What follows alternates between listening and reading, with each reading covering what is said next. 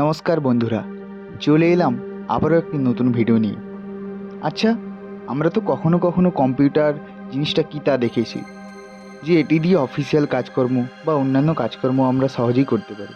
কিন্তু জানেন কি এই কম্পিউটার কী দিয়ে তৈরি?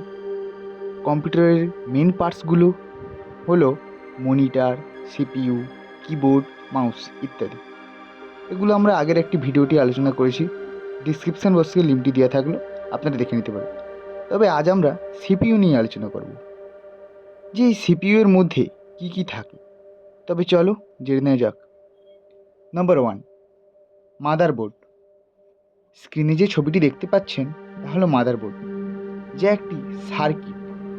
এই মাদারবোর্ডের উপর সমস্ত কিছু মেশিন লাগানো থাকে।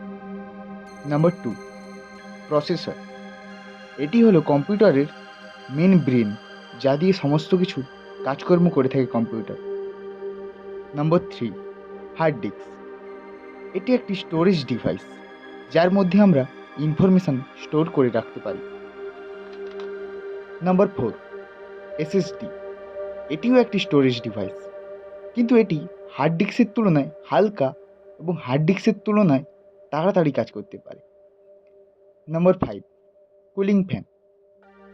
এটি হলো একটি ফ্যান, যা প্রসেসরকে ঠান্ডা করার ক্ষেত্রে ব্যবহার করা হয়। Number 6, RAM. এটি হলো একটি কম্পিউটারের গুরুত্বপূর্ণ অংশ, যার সাহায্যে কম্পিউটার খুব দ্রুত কাজ করতে পারে। কোনো মেশিনের র্যাম যত বেশি হয়, সেটি তত তাড়াতাড়ি কাজ করতে পারে। নম্বর 7, এসএমপিএস। এটি একটি মেশিন যা মেন পাওয়ার ইনপুট হিসাবে নিয়ে মাদারবোর্ডকে আউটপুটস এবং স্টেবল কারেন্ট প্রবাহিত করে। নম্বর 8, গ্রাফিক্স কার্ড।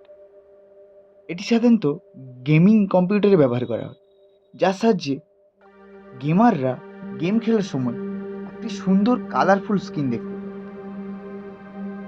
ভিডিওটা ভালো লাগলে একটি লাইক করে চ্যানেলটি সাবস্ক্রাইব করে রাখুন, এইরকম আরও নতুন নতুন ভিডিও পেতে।